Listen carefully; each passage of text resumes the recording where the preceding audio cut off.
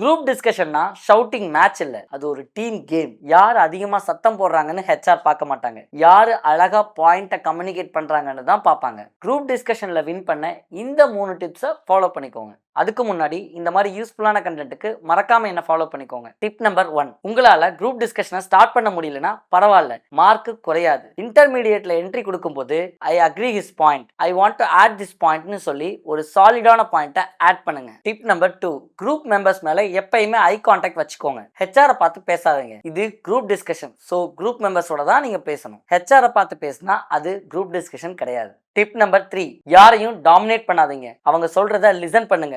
ஒரு good listener தான் ஒரு குட் லீடர் ஆவாங்கிறது எல்லாருக்கும் தெரிஞ்ச ஒரு விஷயம். குரூப் டிஸ்கஷன்ங்கிறது உங்களோட நாலேஜ் டெஸ்ட் இல்லை, நீங்க குரூப்ல இருக்க மெம்பர்ஸோட எப்படி பிளண்ட் ஆகி ஒர்க் பண்றீங்கிறத டெஸ்ட் பண்றது தான் இது. ஆப்டிடியூட்ல கிளியர் பண்ணி குரூப் டிஸ்கஷன்ல ஃபெயில் ஆகிற உங்க ஃப்ரெண்டுக்கு இந்த வீடியோவை ஷேர் பண்ணி கரெக்டா இந்த 3 டிப்பை ஃபாலோ பண்ண சொல்லுங்க. கண்டிப்பா செலக்ட் ஆயிடலாம்.